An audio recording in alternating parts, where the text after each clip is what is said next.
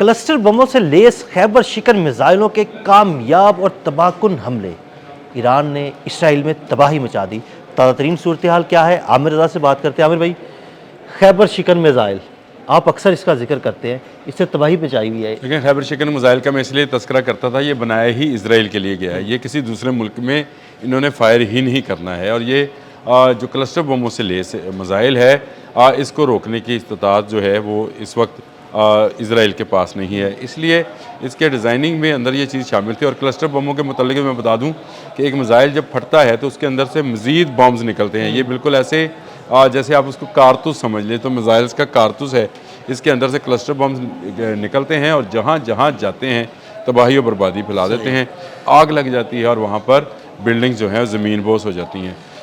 اسرائیل کو یہ خیال تھا کہ شاید ایران کے پاس اتنے میزائلز نہیں ہیں جو اتنی بڑی تعداد میں فائر ہو سکیں، اور 2 4 5 7 دن میں یہ میزائلز کا ذخیرہ جو ہے ختم ہو جائے گا۔ لیکن جو تازہ ترین رپورٹس ہیں جو خود اسرائیلی جو ہیں جو فوجی ترجمان کے مطابق ہے کہ ایران جو ہے وہ بڑی تعداد میں آج بھی ایسے بیلسٹک میزائلز بنا رہا ہے جو کہ اسرائیل کے لیے خطرہ ہے۔ یعنی آج کے دن جب ڈونلڈ ٹرمپ نے یہ بیان دیا کہ ہم نے ان کی تمام ایسی میزائل سائٹس جو ہیں یا سٹیز جو ہیں ان کو زمین بوس کر دیا ہے، اور اب ہمیں ان سے خطرہ نہیں۔ اس نے کہا فضائیہ اور بحریہ ہم ختم کر چکے، میزائلز ختم کر چکے۔ تو یہ میزائل کے آسمان سے آ رہے ہیں، یہ دیکھیں نا، بات سمجھنے کی ہے۔ ایران اپنی حکمت عملی میں بڑی حد تک کامیاب رہا ہے، اور یہ جو پیٹ ہیگس جو اس وار کو لیڈ کر رہے ہیں امریکہ کی جانب سے، ان کا یہ بیان آیا تھا کہ حملوں میں کمی آئی ہے، اور تقریباً 83% کمی ہوئی ہے، یعنی ایران کی طرف سے جو حملے کیے جا رہے تھے ان میں 83% کمی ہوئی ہے۔ آپ ذرا جنگ کو 28 سے لے کر آج کے دن تک 6 مارچ ہے جی، اس تک اگر دیکھیں تو آپ کو نظر آئے گا کہ ایران نے ایک خاص حکمت عملی کے تحت جب جنگ کا آغاز کیا تو اس نے شروع میں تمام مڈل ایسٹ کے ممالک پہ مڈل ایسٹ نے تو صفایا پھیر دیا، اس نے صفایا پھیرنے کے بعد 7 ان کے وہ ریڈار سینٹرز ختم کر دیے، 2 ان کے کنٹرول اینڈ کمانڈ سینٹر ختم کر دیے، 3 CIA کے آفیسز ختم کر دیے۔ اس نے نیتن یاہو کے جو ہے دفتر پر حملہ کیا، اس نے اس کے دفاعی کمپلیکس پر حملہ کیا، اسی طرح اس نے دبئی اور سعودی عرب میں امریکی ایمبیسیوں کے اوپر حملہ کیا۔ اپنے اہداف حاصل کرنے کے بعد وہ سکون میں چلا گیا، بالکل ایسے ہی۔ اب اس کا خوف آج بھی مڈل ایسٹ کے اوپر جو ہے حاوی ہے۔ اب وہ پتہ ہے کہ جو بھی اس کو اپنی سرزمین دے گا وہ اس کے ساتھ یہ سلوک کرے گا۔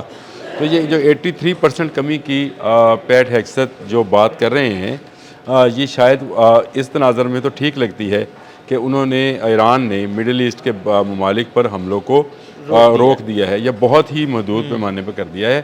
اب وہ بحرین، عمان، کویت، قطر، سعودی عرب کرنے کی ضرورت بھی نہیں ہے، شاید وہاں پر ساری تباہی تو پھر گئی، تباہی پھیر دی، یا اس نے اپنے اہداف حاصل کر لیے وہاں پہ کہ ان ملکوں کو امریکہ کی مزید امداد سے روکا جائے، یہ اس نے ہدف حاصل کر لیا ہے۔ اس کے بعد وہ ان پر حملہ کیوں کرے گا اور اپنے میزائل ضائع کیوں کرے گا؟ اب اس کے ٹارگٹ جو ہے وہ ہے جس کو انہوں نے کہا اسرائیل فرسٹ۔ آپ کو عباس اراغچی کا وہ بیان یاد ہے جس میں انہوں نے صاف الفاظ میں کہا تھا اسرائیل فرسٹ، امریکہ سیکنڈ، یعنی اب ہمارے لیے اسرائیل سب سے پہلا نشانہ ہوگا۔ یہ ہو نہیں سکتا کہ آپ ان کو نشانہ بنائے اور اس کے بعد ایران جو ہے اس کو بھول جائے۔ ایران نے اب تاک کر خیبر شکن جو ہیں میزائل جو ہیں وہ پھینکنا شروع کیے ہیں، اور یہ کلسٹر بموں سے لیس ہیں۔ اس کی اگر آپ فارمیشن دیکھیں تو یہ میزائل باقاعدہ جیسے کھلتا ہے اور اس کے اندر سے چھوٹے چھوٹے کلسٹر بم زمین پر ٹکراتا ہے تو اس کے زمین پر ٹکرانے سے پہلے فضا میں، ہاں، یہ جہاں ٹکراتا ہے وہ تو اس کا وار ہیڈ جو ہے اس کی بالکل کونے پہ لگا ہوا ہے، وہ تو تباہی مچائے گا۔ اس سے پہلے یہ کھل جاتا ہے، اور کھلنے کے بعد فضا میں ہی کھلتا ہے۔ اور اس کے اندر سے کلسٹر بم نکلنا میں نے آپ سے کہا تھا کہ جیسے کارتوس ہے بندوق کے اندر، آپ اس کو فائر کرتے ہیں تو اس کے چھڑے جو ہیں نکلتے ہیں اور پھیل جاتے ہیں، اور دشمن بچ نہیں پاتا ہے۔ یہی کلسٹر بمز ہیں جن کو اس وقت جو ہے ایران فائر کر رہا ہے، اور کل رات کی یہ خبر ہے کہ اسرائیل میں بڑے پیمانے پر تباہی ہوئی ہے۔ عامر بھائی، اس سے جڑی ایک اور خبر بھی ہے کہ جب خیبر شکن میزائل اسرائیل میں ٹکرا رہا تھا تو وہاں پر جو لائیو کیمراز تھے ان کا رخ نیچے کر دیا گیا تاکہ لائیو تباہی نہ دکھائی جائے۔ ہاں، یہ تو ابھی بھی وہاں پہ ایک قانون بنا دیا گیا ہے اسرائیل کے اندر کہ آپ کوئی بھی فوٹیجز اور کوئی بھی تصویر جو ہے وہ آپ باہر نہیں بھیج سکتے۔ یہ میں پہلے بتا بھی چکا تھا۔ جتنے کیمراز ہیں وہاں پہ ان کو یہ حکم ہے کہ جی وہ حملے کے وقت جو ہے وہ نہ جائیں. لیکن دلچسپ بات ایک اور بتاؤں, کل جب یہ خیبر شکن جا رہے تھے اور فائر ہوئے تھے, اسرائیل میں سائرن نہیں ہوئے. کیوں؟ اب یہ سمجھ نہیں آتی ہے. یہ دیکھیں اسرائیلی اخبارات بھی اس پر بول رہے ہیں, لیکن اب میرے لیے بڑا حیران کن ہے کہ آپ پر حملہ ہو رہا ہے اور آپ کے سائرن کام نہیں کر رہے ہیں, یا سائرن کام نہیں کر رہے ہیں, یا مجھے جو غالب امکان یہ ہے کہ یہ جہاں سے سائرن سسٹمز کو کنٹرول کرتے ہوں گے, شاید کہیں وہاں اس کنٹرول ٹاور پہ یا اس کنٹرول روم کے اوپر حملہ تو نہیں ہوا. ہاں, دو باتیں ہو سکتی ہیں, یا تو اس پہ حملہ ہو گیا ہوگا یا اس کو ہیک کیا گیا ہوگا ایرانی ہیکرز کی جانب سے. دیکھیں, یہ آٹومیشن سسٹمز کے تحت یہ سائرنز ہوتے ہیں. یہ عموماً اس طرح سے سائرن نہیں ہے کہ جیسے ہم روزہ کھولنے روزہ بند کرنے کے سائرن, ویسے سائرن نہیں ہوتے. یہ پورے شہر میں گونج رہے ہوتے ہیں اور ان کے خاص پوائنٹس ہیں اور ان کو خاص جگہ سے ہی کنٹرول کیا جاتا ہے. اور آپ جب ایک بیلسٹک میزائل کا سامنا کر رہے ہوتے ہیں تو آپ تیزی کے ساتھ جو ہے اس کو دباتے ہیں. یہ وہ معاملہ ہے جس کو لے کر میں یہ سمجھتا ہوں کہ ایک عجیب سی بات ہے کہ اسرائیل کے اندر نہیں ہوئے, اور اس کے بعد خیبر شکن نے وہاں پر تباہی مچا دی اپنے کلسٹر بموں کے ساتھ. اسرائیل میں زیادہ تباہی ہو رہی ہے.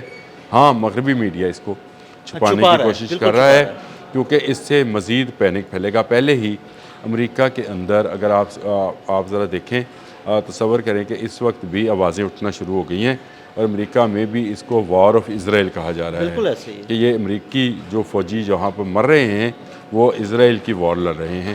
اسرائیل کا معاملہ ایران کے ساتھ ہے اور امریکی جو ہے اس کے سہولتکار بن کر اپنی جان گنوا رہے ہیں.